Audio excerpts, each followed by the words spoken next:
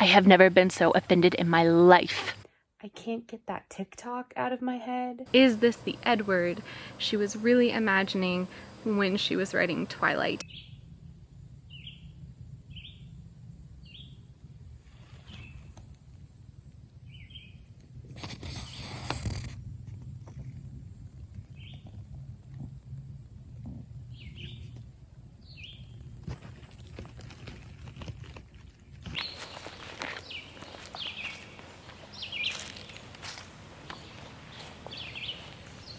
Hello, it's Wallace. Please ignore my hair. I slept with it in a damp braid last night, and I'm regretting it.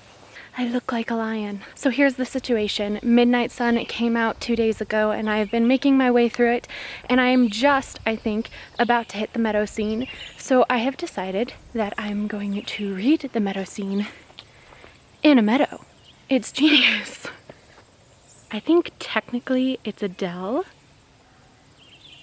but I feel like that's just semantics. I'm gonna make myself a little picnic area, and I'm going to read and I'm going to discuss.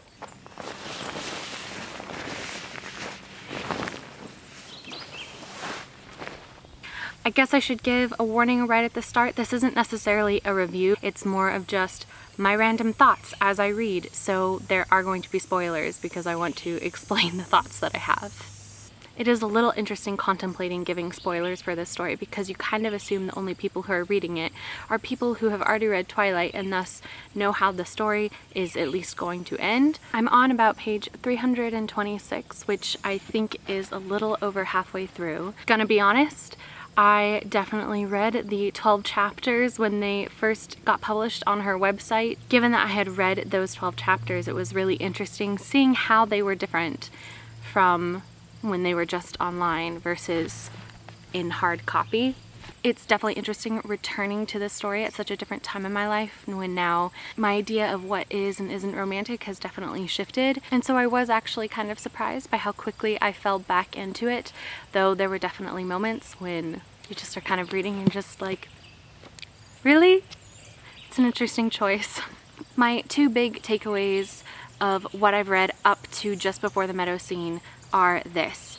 First of all, hello judgy Edward. He is constantly talking about how much he hates humanity and the world, and it's a little bit of a bummer. And I feel like a lot of his judgment comes from just boredom and the monotony that tends to haunt his life. And I know that there has been endless discourse on this, but I feel like that's a hole that they dug for themselves because, you know, why would you waste your immortal life in high school? Like, I get he needs to meet Bella, and Bella is in high school, so they need to meet in high school. I get that. But at the same time, why though? Why are you in high school? And number two, and this is something I feel extremely strongly about, so strongly that I had to put the book down and walk away from it for over half an hour. And I yelled things that I'm not necessarily proud of in the chapter where Edward asks Bella all sorts of questions to get to know her better. You get definitive answers for what her favorite movies are, what her favorite kind of songs are, what her favorite scent is, which I'm not gonna lie, that's never a question I have ever thought to ask anyone ever. But then he asks her about books. We all know Bella loves to read, and we all kind of had a general idea of what she liked to read. But here we get very specific answers, and on page 272, she does mention Douglas Adams, which I'll give her credit for. Hitchhiker's Guide to the Galaxy is my favorite book of all time. She's in my good graces. But then, with the next breath, she says, The Princess Bride, much better than the movie. Excuse me? I have never been so offended in my life. I don't know how you can even, like, the book is good. It's good. But the movie? I hear voices out in the woods. Don't love that. Nope.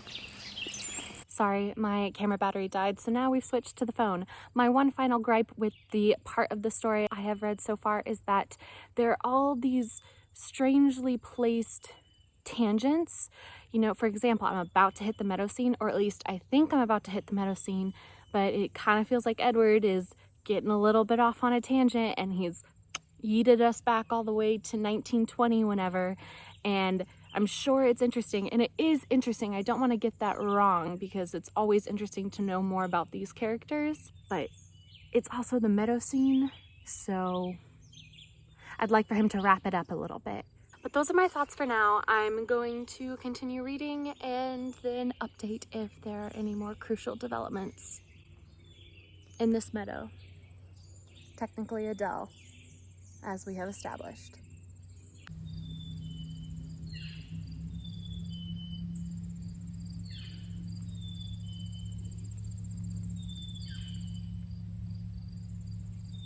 Okay, so point of interest. In the moments leading up to the actual meadow scene, there is this conflict because Alice has seen two futures that are possible for Bella. Either eventually she will become a vampire, or Edward will succumb to his desire for her blood and he will kill her. And she specifically had visions of Bella dying at the meadow. And for several chapters leading up to this scene, Alice and Edward have been discussing the potential that he will kill her. Alice mentions that the chances that he's going to kill her keep declining. You know, initially it was 50-50 at the very start of the book. It was 50-50, and you know, then it became 45-55, and then it became 25-75, and now as he is walking up to her door, there is still a 20% chance that he will kill her. And I get it, it's sort of like, oh, that's so much less than 50%, you know, the hot 80% chance he won't kill her. The math just doesn't work out for me on that one. 20% is still a ton. It's still a huge chance to kill somebody. 20% to kill somebody. Edward has always been talking about how he has to give Bella the choice. To be fair, he has been telling her that he is dangerous, but I just feel like there's a difference between hearing somebody saying, I'm dangerous and you could get hurt or killed around me, versus them walking up to you and saying, hey, if we go on our little hike today, there is a 20% chance that you will die. You gonna go on that hike? Are you gonna go on that hike? Bella might, but I still feel like she needs the hard numbers. I feel like to really give her the real choice, he needed to give her the hard numbers, and if I'm remembering correctly, he did not. So,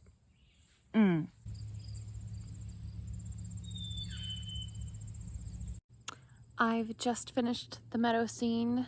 My hair is looking progressively more wild, but it's okay. I liked it. It was a good scene. It is so funny though, remembering how intensely I used to feel when reading that scene, and now reading it and just the difference in the level of emotion that is evoked. And in saying that, I in no way mean that the writing in Midnight Sun is lesser by any means. It's more reflecting on a change that has occurred in me. I'm going to pack up, walk back to my cottage, get some dinner, and then continue reading. Hello, it is very late at night. I'm currently on the chapter where Bella goes to the Cullens' house and meets the whole family for the first time, and Edward is playing her lullaby, and I have not quite reached the part where we find out why he ate the tear. But I noticed that while this is supposed to be a lovely little scene where she hears the song he wrote for her for the first time, I can't get that TikTok out of my head. You know, this one.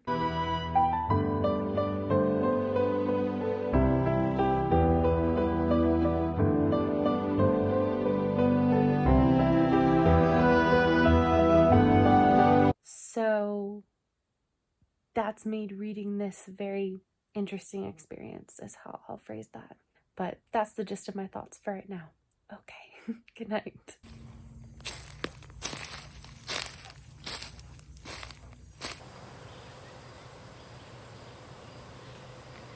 Hello! I have finished. I finished. I'm done. I read it. Am I currently in the middle of the woods? Yes. Am I probably going to get a tick?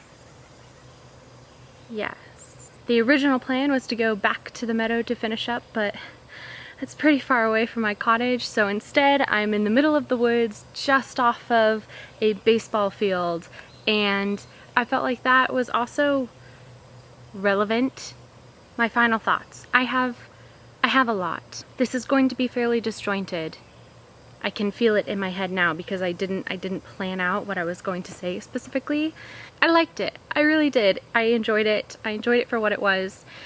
I had mentally prepared myself for the possibility that when I closed the book after reading the final chapter and the acknowledgements, I would feel this intense sense of loss, the same kind of sense of loss that I felt after reading Breaking Dawn when I was a teenager. And I was very surprised to find that the feeling I felt was really just an echo of that, barely noticeable, didn't last for very long. If this had come out 12 years ago, I have no doubt it would have wrecked me for days on end. And so even though I don't have that same strong emotional attachment as I used to, that echo, that whisper of emotion kind of stuck with me, because throughout the whole story, Edward is constantly talking about how Bella will eventually outgrow him. And he is always saying, oh, when she's 23 or 25, eventually her feelings won't be the same. And I remember that argument making me so mad when I was a 12-year-old reading these books. But now, in my mid-20s, he's got a point, you know? He has a point. I'm gonna put the book down because I feel like I'm just awkwardly holding it. So clearly I'm not organized enough to actually have a full review planned out. These are just my general thoughts on Midnight Sun, both on the story and the structure of the book itself. My first point is a point I had made earlier yesterday that still stands. I felt the structure was slightly strange with all of the tangents. Again, I really enjoyed all this information that we got about Edward, but at the same time I felt like these pages of flashbacks to earlier points in his life were oddly placed and that they broke up the tension in a way that I didn't appreciate. I'm sure that was coming, though, from a place of me knowing what was coming and having specific scenes I was interested in reading, and so feeling rather impatient with scenes that I hadn't been expecting. My next point is less about structure of the story and more focused on tone of the story. I was very surprised by how anxious it made me. There are moments in the original Twilight, mosquito. Not to say that there aren't moments in the original Twilight that are anxiety-inducing, but Edward himself seems to be quite an anxious individual. And you know, same. It's interesting to read this and relate fairly well with Edward. Yeah, he's very anxious, and I feel for him in that sense, I really do. Although I should clarify that while I relate to him almost exclusively in the anxiety aspect, he starts the story extremely misanthropic, and that actually really got on my nerves. He just doesn't have a very high opinion of humanity, and I think I already talked about that yesterday, but it was irksome and it bothered me. Also, something I found interesting was if you compare the original chapters that got leaked online to what is actually published in the book, there are definitely phrases that are used to make Edward more palatable to modern sensibilities. I just feel like at some point somebody must have made a list that listed out every single time in the story Edward was rude to Bella and used that as a way to discredit their relationship. And for every single one of those bullet points, this story includes an extra sentence to not necessarily explain away his behavior, but at least explain why he has acted in the way he has. And for the most part, it does feel like it's trying to explain it in a way to make him sympathetic, which makes sense because he's the main character. He's the love interest of the original story. I get it. I get the need, the need to do that.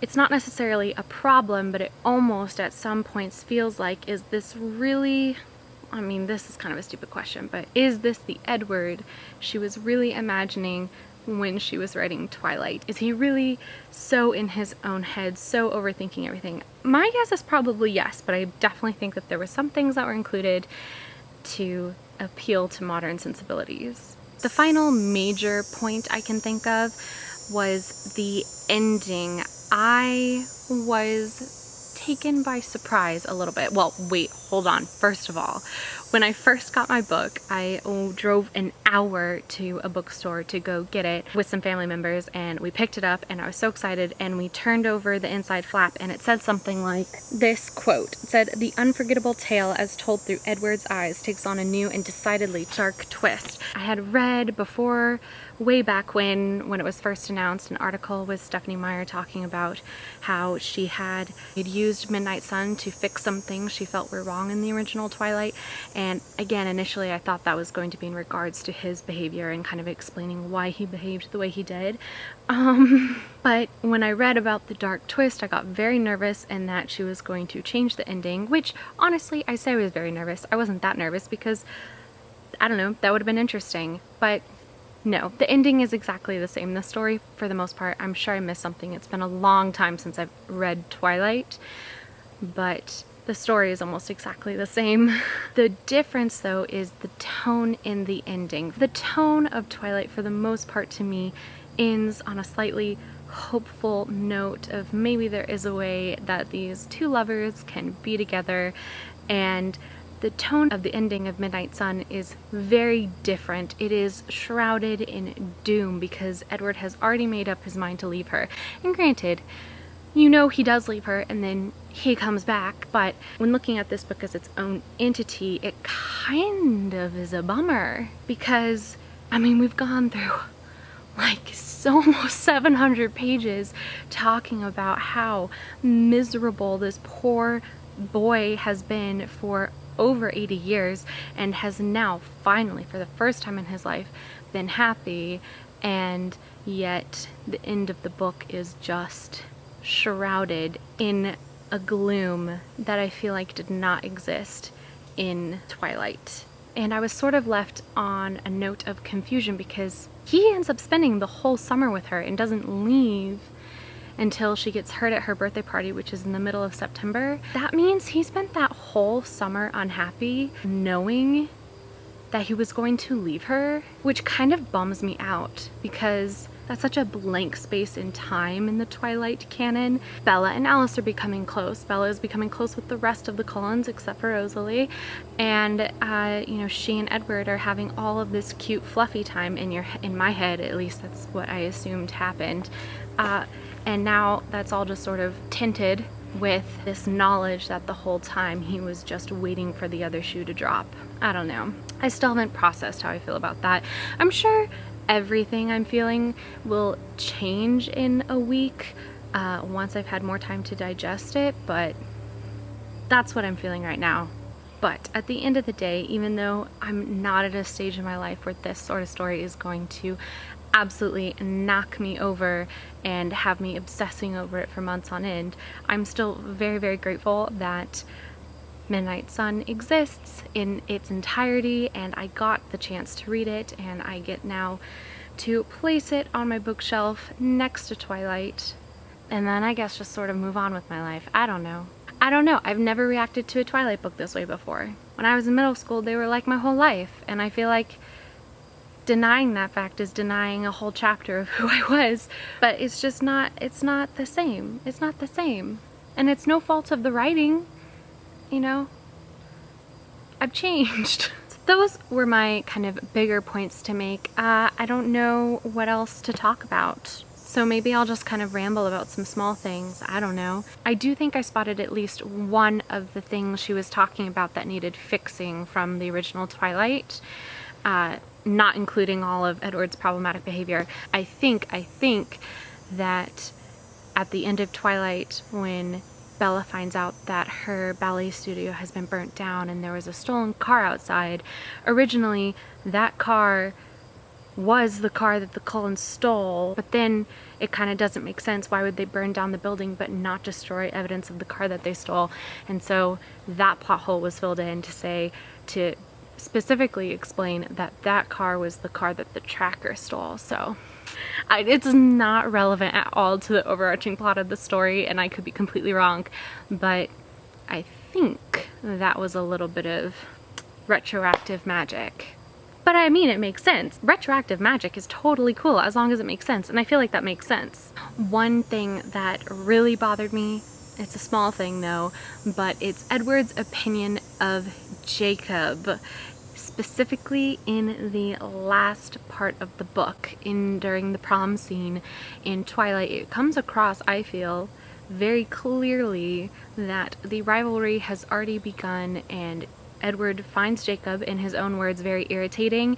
And I think in this story, his opinion of Jacob has been way softened down, possibly with the understanding of what Jacob will eventually become.